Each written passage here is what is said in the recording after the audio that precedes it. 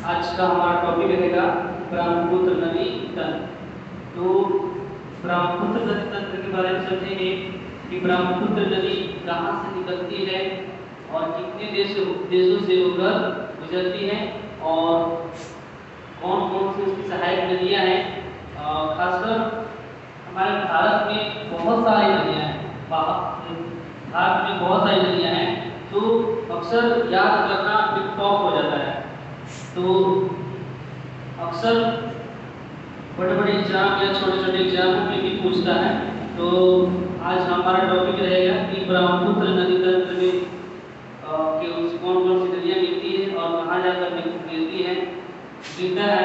और सबसे पहली बात ये है कि ब्रह्मपुत्र नदी कहाँ कहाँ से होकर गुजरती है। तो ब्रह्मपुत्र नदी सबसे पहले निकलती कहाँ से है ये हम देखेंगे। तो ब्रह्मपुत्र नदी को हम अच्छे से डिटेल में समझते हैं। देखिए सबसे पहले समझ लीजिए कि चीन, ये चीन,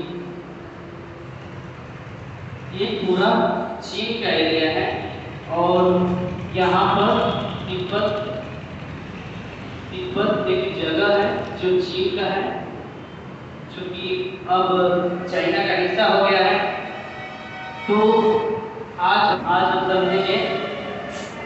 समझेंगे कि देखिए जो चीन है, जो चीन का हिस्सा है तिब्बत, और तिब्बत में एक जगह है, एक झील है, मानसरोवर झील।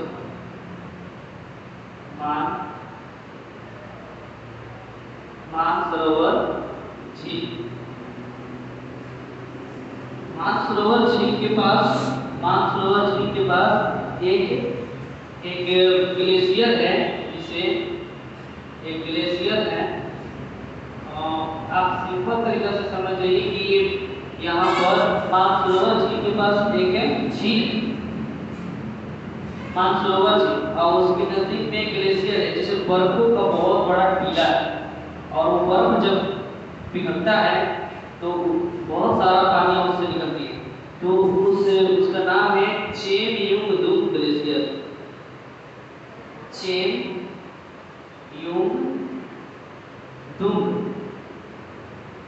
यहाँ पर लिखे हैं चेमयुंगडुंग ग्लेशियर। ग्लेशियर से साफ साफ समझिए, ग्लेशियर का मतलब क्या होता है कि बर्फों का बहुत बड़ा जगह, बर्फों का बहुत बड़ा टीला, जहाँ से वो पिघलता है तो वहीं से निकलता है ब्रह्मपुत्र नदी। भारत में बहुत से नदियाँ हैं जो मेल नाम से हैं, लेकिन ब्रह्मपुत्र नदी ही एक ऐसा नदी है जो मेल के नाम से। ब्रह्मपुत्र एक संस्कृत शब्द है और इसका हिंदी होता है, इसका हिंदी में करेंगे तो ब्रह्मा का पुत्र। तो आज हम देखेंगे कि ब्रह्मा के पुत्र कहाँ से कहाँ सफर करते हैं, यानी कि ब्रह्मपुत्र नदी। तो देखिए यही से आपका निकलता है ब्रह्मपुत्र नदी, यहाँ से ही निकलता है और निकल के एकदम सीधे जाता है। यहाँ से यहाँ तक सीधे जाता है, यहाँ से यहाँ तक सीधे जाता है। तो हम यहाँ तक रोक लिए हैं। ब्रह्मपुत्र नदी यहीं तक नहीं रहता है, आगे का सफर भी है, लेकिन ये चीन का हिस्सा है, ये चीन का हिस्सा है। तो आज हम आपको बताएंगे। यहाँ पर लिख देते हैं तिब्बत, तिब्बत है और यहाँ से निकलता है आपका नदी। ऐसे कर देते हैं ताकि आपको समझ में आ जाए। और जब यहाँ से निकलता है तो यहाँ से डायरेक्ट यहाँ पर एक पर्वत है और उस पर्वत से टकराता है, यानी कि कहते हैं ब्रह्मपुत्र नदी गया चल रहा है और ब्रह्मपुत्र नदी के रास्ते में पड़ गया एक बड़ा सा पर्वत। आइए रुकने वाला थोड़े है, ये नहीं रुकने वाला है, ब्रह्मा का पुत्र है, कितना बड़ा बीच में आ जाए रास्ता, उसको भी किसी न किसी तरह पार करना ही है। तो यहाँ पर एक पर्वत है, यहाँ पर एक पर्वत है जिसका है नामचा बरुआ पर्वत, यहीं पर है। बहुत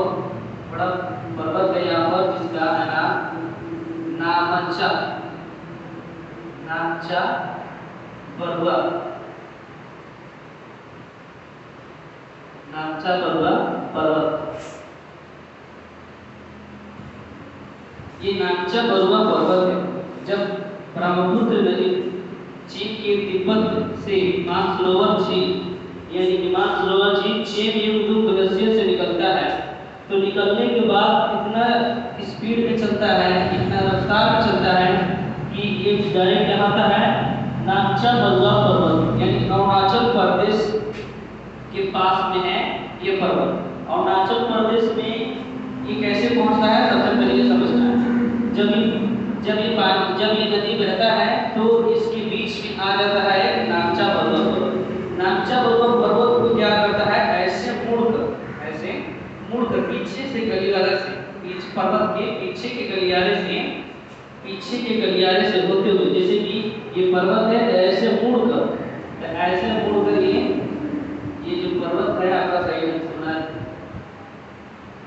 ये पूरा ऐसे मुड़कर ऐसे एंट्री करता है अरुणाचल प्रदेश। ये इस तरह से मुड़कर प्रवेश करता है अरुणाचल प्रदेश में। तो अभी अरुणाचल प्रदेश में भी प्रवेश कर रहा है, तो अरुणाचल प्रदेश से होते हुए यहाँ पर आता है असम में, और असम से होता है मेघालय में, मेघालय से होते हुए आता है बांग्लादेश, और बांग्लादेश में गिर जाता है बंगाल के खाड़ी। तो एक एक करके हम समझाते हैं, इसको समझिएगा, कोई ज्यादा टफ नहीं है। और इसको ध्यान से एक कहानी, जैसे हमारे घर में दादा दादी या पापा मम्मी को चाचा अगर वो कहानियां सुनाते हैं तो हम कैसे दिल और दिमाग हल्का करके समझते हैं, उसी तरह इसको कहानी की तरह अगर समझिएगा तो टोटल याद हो जाएगा। देखिए, जब ये निकलता है चीन के तिब्बत, जैसे कि हम लोग का भारत में मुंबई जगह है, उसी तरह चीन में एक तिब्बत जगह है, और तिब्बत में ये आपको एक मानसरोवर झील, और मानसरोवर झील के पास एक चेमयोंगडुंग ग्लेशियर। अब झील है, झरना झील के पास रहता है ये पहाड़ और पर्वतों के पास ये सब ग्लेशियर होता है, क्योंकि वहाँ का टेम्परेचर कितना होता है, बहुत गिर जाता है, इतना गिर जाता है कि वहाँ बर्फ जम जाता है। अब वहाँ पर सूर्य हो सकता है कि बहुत वहाँ तक कम पहुँचता है, या सूर्य पहुँचता भी है तो कोई फायदा होता थोड़ा, क्योंकि पर्वतों को जो प्रकाश है नहीं लग पाता होगा, तो वहाँ पर वैसे स्थिति बनता है। तो फिर एक समय आता है कि जब गलता है जो बर्फ, तो उसका जो रफ्तार होता है, वहाँ से नदियाँ निकलती हैं, तो यहाँ पर चेमयोंगडुंग ग्लेशियर से निकलता है और निकल कर इधर सीधे जाता है अरुणाचल प्रदेश। यहाँ पर देखिए जब आया तो ये यहाँ पर नामचा बरुआ पर्वत है। नामचा बरुआ पर्वत को इस तरह से मोहाली से पीछे की गलियारे, पर्वत के पीछे से मुड़कर आता है अरुणाचल प्रदेश। यहाँ पर अरुणाचल प्रदेश है, अरुणाचल प्रदेश में ये एंट्री करता है, और अरुणाचल प्रदेश से आता है यहाँ पर असम में, यहाँ पर असम में आता है, और असम से आता है मेघालय में, असम से होते हुए मेघालय में आता है, और फिर उस तरह से होता है। ये जगह है, ये भूमि है, ये ना समझिए ये कुछ नहीं है, पानी नहीं है, ये है जैसे बांग्लादेश है, ये है बांग्लादेश। जो आपको बता देते हैं, जब पाकिस्तान का बंटवारा हुआ था, दो गुट बट गया था, पूर्वी पाकिस्तान और पश्चिमी पाकिस्तान। तो ये आपका पूर्वी साइड है, तो पूर्वी पाकिस्तान भी आज बना है बांग्लादेश, और इधर पश्चिमी पाकिस्तान था, पूरब और पश्चिम, इधर पाकिस्तान है। तो दोनों, तो इसको समझेंगे। और देखिए सबसे पहले हम क्लियर कर रहे हैं कहाँ से निकली है ब्रह्मपुत्र, कहाँ से निकला है, ग्लेशियर, और वहां से निकलता है आपका ब्रह्मपुत्र नदी, और निकल कर डायरेक्ट एक नामचा बरुआ पर्वत से टकराता है, और टकराने के बाद उधर पीछे के रास्ते से आता है क्या, आपके अरुणाचल प्रदेश में, अरुणाचल प्रदेश से आकर कहाँ आता है, असम में, असम में आने के बाद मेघालय में, मेघालय के बाद बांग्लादेश में, और बांग्लादेश के बाद आता है बंगाल की खाड़ी, तो बंगाल की खाड़ी में गिर जाता है। तो हम सारा सफर करेंगे, तो इससे पहले हम आपको बता देते हैं जल्दी ही समझ लीजिए। पहले ये 3 देशों से होकर हो जाता है, कौन, तो सबसे पहले चीन, उसके बाद भारत, और उसके बाद बांग्लादेश। याद रहे ब्रह्मपुत्र नदी जो है 3 देशों से होकर कहाँ? पहला है चीन, दूसरा क्या है भारत और तीसरा है आपका बांग्लादेश। 3 देशों से होकर गुजरता है। तो अब हम चीन में देखेंगे, चीन को ब्रह्मपुत्र नदी को ब्रह्मपुत्र नदी नहीं बोला जाता है, चीन को दूसरा नाम यानी सांगपो नाम से बुलाया जाता है। चीन में ब्रह्मपुत्र नदी को सांगपो नदी से बुलाया जाता है, इसको सांगपो।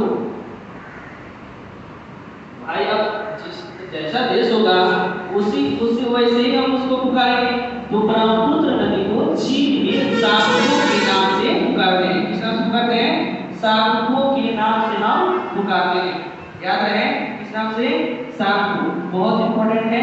और यही जब नामचा पर्वत से टकराकर ब्रह्मपुत्र नदी अरुणाचल प्रदेश में आता है तो इसका नाम बदल जाता है। अब यहाँ पर इंडिया में यानी भारत में जैसे ही पर्वत करता है तो अरुणाचल प्रदेश के भाई लोग इसे क्या बोलते हैं? दिहांग के नाम से जानते हैं, इसको दिहांग बोलते हैं। दिहांग के नाम से, यहाँ पर इंग्लिश लिख देते हैं ताकि अच्छे से समझ में आए। दिहांग के नाम से पुकारते हैं किस नदी को? ब्रह्मपुत्र नदी को। कहाँ? अरुणाचल प्रदेश। अरुणाचल प्रदेश में ब्रह्मपुत्र नदी को दिहांग के नाम से पुकारते हैं। और जैसे ही ये आता है असम में तो असम के हमारे भाई बहन लोग उसको बहुत प्यार से नाम रख देते हैं ब्रह्मपुत्र नदी, यानी इसका नाम होता है असम में ब्रह्मपुत्र। याद रहे, इसको याद रखिएगा। कहाँ से नाम चालू हो जाता है इसका? असम से ब्रह्मपुत्र नदी, और मेघालय में भी ब्रह्मपुत्र नदी के नाम से जानते हैं। और जैसे ही ये एंट्री करता है यानी भारत से बाहर निकल के अब आता है बांग्लादेश में, तो बांग्लादेश में इसको अब दूसरे नाम से जानते हैं। तो बताइए कौन से नाम से जानते हैं? ब्रह्मपुत्र नदी को बांग्लादेश में किस नाम से जानते हैं? बताइए, बांग्लादेश में किस नाम से जानते हैं? ब्रह्मपुत्र नदी को बांग्लादेश में जमुना के नाम से जानते हैं। इस नाम से जमुना के नाम से जानते हैं। यहाँ के बांग्लादेशी लोग यानी कि बांग्ला के भाई बहन जितने भी हैं प्यारे, वो सब किस नाम से जानते हैं? जमुना के नाम से।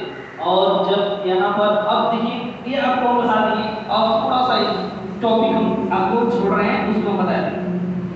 देखिए, ब्रह्मपुत्र नदी तक जब चेंगयोंगडू ग्लेशियर से निकलकर यहाँ अरुणाचल प्रदेश के नामचा पर्वत पर आता है तो इसकी लंबाई 1725 यानी चीन में इसकी लंबाई 1725 किलोमीटर रहती है। पूरा ब्रह्मपुत्र नदी का लंबाई 2900 किलोमीटर है। 2900 किलोमीटर कितना है? 2900 किलोमीटर। यहाँ पर लिख देते हैं कहीं 2900 किलोमीटर।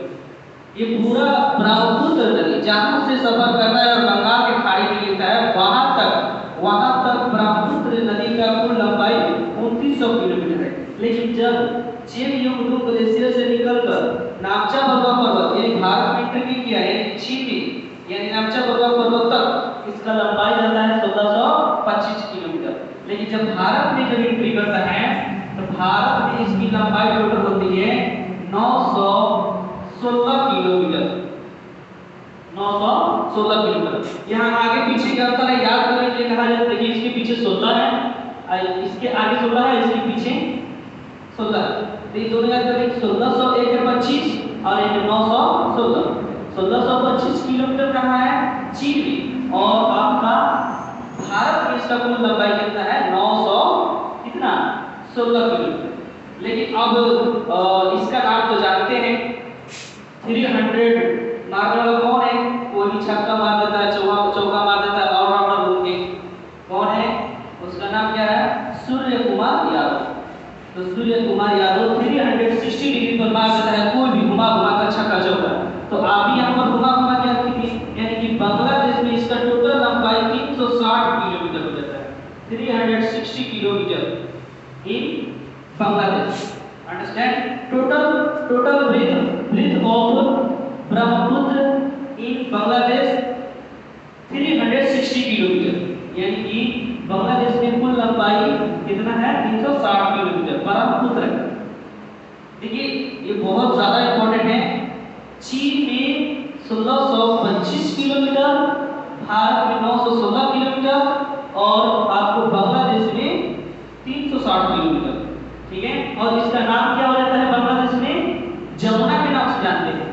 भारत में दो जगह इसका नाम बदलता है, यानी कि एक जब अरुणाचल प्रदेश में प्रवेश करते हैं तो अरुणाचल प्रदेश में भाई बहन से लोग बोलते हैं दिहांग के नाम से बोलते हैं, दिहांग। और यही जब असम में प्रवेश करते हैं तो असम में इसको ब्रह्मपुत्र नदी के नाम से जानते हैं। किस नदी से जानते हैं? ब्रह्मपुत्र नदी के नाम से जानते हैं। नागचा पर्वत को क्रॉस करके भारत में एंट्री करता है और फिर सीधे अरुणाचल प्रदेश से होते हुए असम, असम से मेघालय और मेघालय से सीधा बांग्लादेश में और बांग्लादेश से हमारे बंगाल के खाड़ी में गिर जाता है। तो आगे हम इसकी सहायक नदियों के बारे में पढ़ेंगे, तब तक आप इसे स्क्रीनशॉट ले लीजिए और जो भी कुछ इसमें अगर आपको नहीं समझ में आ रहा है, जो कुछ पॉइंट दिख रहा है बिल्कुल मैसेज करके हमको बोलिए, हम जरूर आपको समझेंगे। और फिर हम अगले एक और सहायक नदियों के बारे में बता रहे हैं, तब तक आप इसका स्क्रीनशॉट लेकर तब समझ।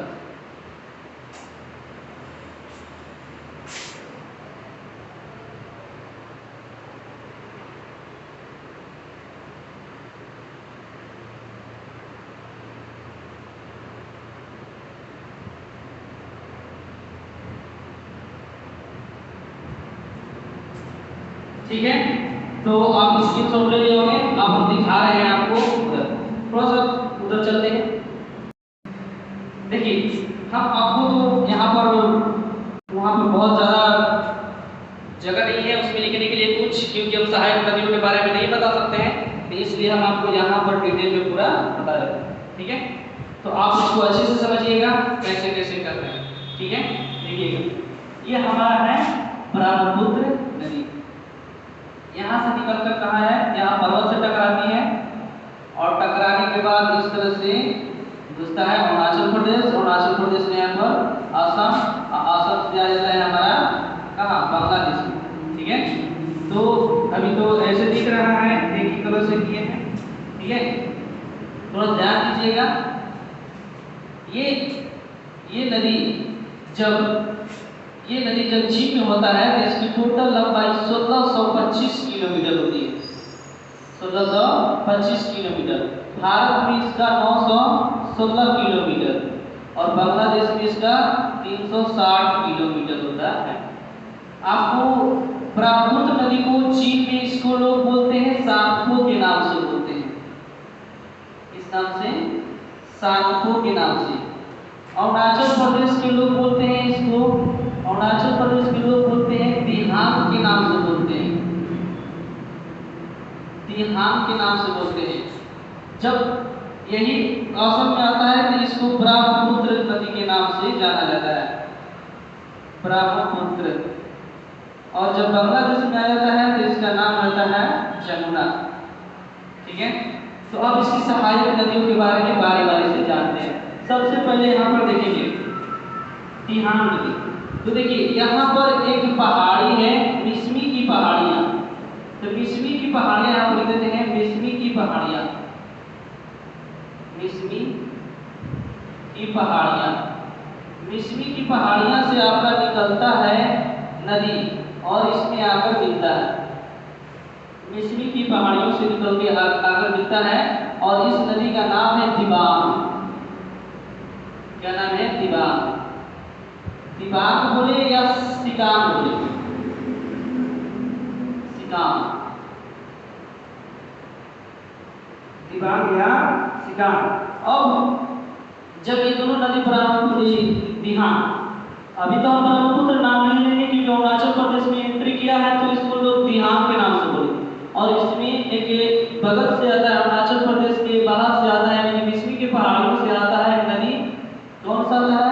दिबांग या सिकांग नदी आकर इसमें एक लोहित नदी आकर मिलती है। ये लोहित नदी आपको निकलता है जलाल छू ग्लेशियर, जलाल छू ग्लेशियर। दोस्तों थोड़ा ध्यान समझिएगा। देखिए सबसे पहले मिसमी की पहाड़ियाँ, ये पहाड़ है ऐसे ऐसे करके, ये पहाड़ है और ये पहाड़ से निकलकर आता है आपका कौन? दिबांग या सिकांग और जाकर मिल जाता है दिहांग नदी में, यानी अरुणाचल प्रदेश में, ब्रह्मपुत्र नदी में। और इसी में यानी कि दिहांग नदी अरुणाचल प्रदेश में ही जलालछू ग्लेशियर, जलालछू ग्लेशियर से निकलता है लोहित नदी। कौन नदी निकलता है? लोहित नदी। अब देखिए यहाँ पर तिब्बत से एक और नदी आकर मिलती है, तिब्बत से एक और नदी आकर मिलती है सुबनसिरी। यहाँ पर लगा रहे हैं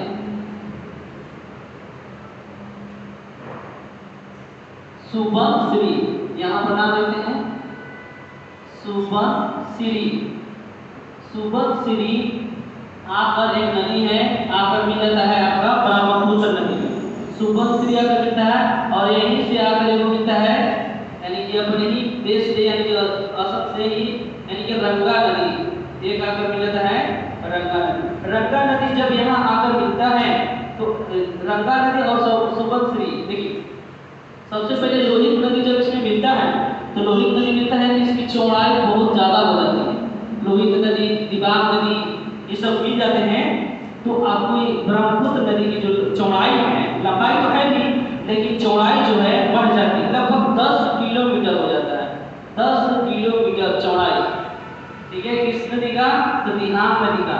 दिहांग नदी का लंबाई चौड़ाई हो जाता है 10 किलोमीटर। और 10 किलोमीटर हो जाता है तो यहाँ पर आपको चीन के तिब्बत से आता है एक सुबनसिरी नदी और फिर रंगा नदी आकर मिलता है ब्रह्मपुत्र नदी, यानी कि दिहांग नदी।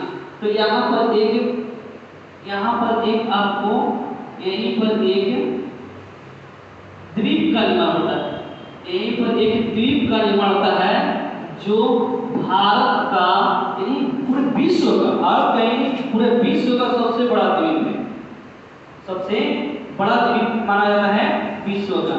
तो इस द्वीप का नाम हम यहाँ पर लिख देते हैं, थोड़ा सा समझ जाइएगा। जो द्वीप बनता है ये द्वीप जिला भी घोषित हो चुका है और इस द्वीप का नाम होता है माजुली।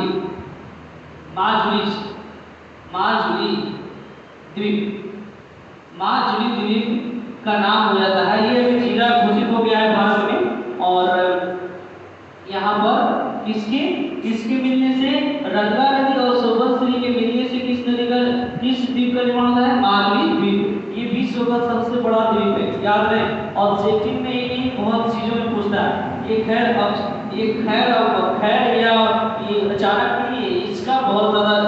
माजुली द्वीप जो है बड़े बड़े एग्जाम से लेकर छोटे छोटे एग्जामों में पूछता है, इसलिए इसको याद रखेंगे। शुरू में हम एक बार आपको अंडरस्टैंड करने के सिखा देंगे, ठीक है। इससे पहले आप थोड़ा इसको देखते चलिए। इसके बाद देखिए आता है इधर से आता है मानस नदी और संकोश नदी। मानस नदी और संकोश नदी ब्रह्मपुत्र नदी में आकर मिल जाती है, इसका नाम होता है मानस नदी और इधर आता है संकोश। मानस और संकोश नदी आकर ब्रह्मपुत्र नदी में मिल जाते हैं, ठीक है। मानस नदी और संकोश नदी इसी प्रकार इधर आएगा है। अब देखिए मानस और संकोश जब मिलता है नदी तो ये काफी बहुत तीव्र गति से बहुत ज्यादा रफ्तार से निकलता है। ये कहाँ से? असम से निकलता है। असम से निकलते हुए कहाँ घुसता है? यानी कि बांग्लादेश में। और बांग्लादेश में इसको लोग बोलते हैं जमुना नदी के नाम से, जमुना नदी के नाम से जानते हैं। थोड़ा सा और है तो हम उसके बारे में बता रहे हैं। इधर से भी कुछ नदियां हैं जिनका नाम है, इधर से आगे मिलती है धनगिरी और कपिली। इधर से है कपिली और इधर है धनगिरी। ये भी दो नदियां हैं जो आके आपके ब्रह्मपुत्र नदी में मिलती है, यानी कपिली और धनगिरी। याद है, धनगिरी और कपिली ये भी नदियां हैं जाकर ब्रह्मपुत्र नदी में मिलती है। अब देखते हैं, ये आपको जम्मू ग्लेशियर से इधर से आकर मिलता है तीस्ता नदी। ये अब आपको चीन में ये आपका बांग्लादेश में, ये आपके बांग्लादेश में आता है तीस्ता नदी। तीस्ता नहीं, तीस्ता नदी तीस्ता नदी आकर कहाँ यानी कि जमुना में मिलता है, यानी बांग्लादेश में, बांग्लादेश में मिलता है। और तीस्ता नदी कहाँ है, ये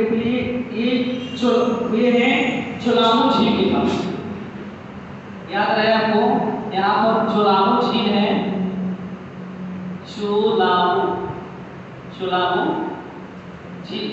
चोलामू झील के पास है तीस्ता नदी।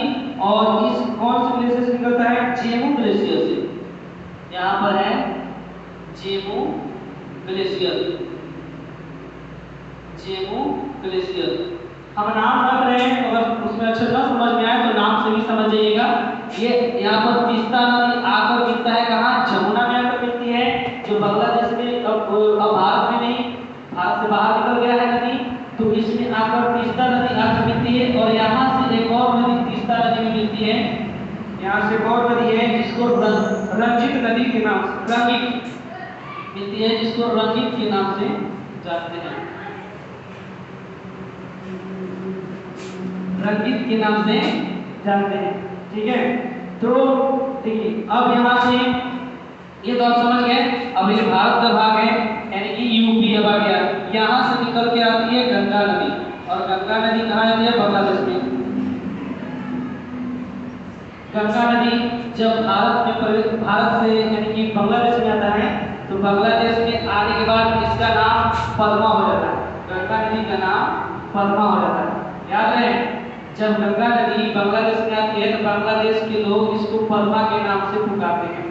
पद्मा नदी जब जमुना में मिलती है, तो जमुना में मिलने के बाद एक और नदी आकर मिलती है इसमें, इसको बोलते हैं पराग नदी। यहाँ से निकल कर आता है पराग नदी। कौन नदी है, पराग, यहाँ लिखते हैं पराग नदी। पराग नदी ये नागालैंड है, नागालैंड से निकलता है, याद रहे, नागालैंड से निकलता है। और पराग नदी कहाँ मिल जाता है, जमुना में। तो याद रहे, जमुना में कौन कौन नदी मिलता है, गंगा नदी और पराग नदी। तो यहाँ पर इसका नाम बदल जाता है, इसको मेघना के नाम से लोग पुकारने लगते हैं, इसको मेघना। बांग्लादेश के लोग इसको क्या बोलते हैं, मेघना नदी के नाम से पुकारते हैं। जब गंगा नदी भारत से आकर जमुना मिलती है और नागालैंड से और पराग नदी आकर मिलती है, तो ये बहुत इसका चौड़ा अधिक हो जाता है और इसका नाम पड़ जाता है मेघना नदी। मेघना नदी कहाँ पर, यानी कि जमुना के बाद क्या नाम पड़ गया इसका, मेघना। कहाँ पर, तो बांग्लादेश में, बांग्लादेश में। याद रहे आपको, बांग्लादेश में इसको किस नाम से पुकारते हैं, जमुना। और दो नदियों के मिलने से इसका नाम होता है मेघना। और यही मेघना बंगाल के खाड़ियों में गिर जाती है। यहाँ पर बंगाल की खाड़ी लिख देते हैं,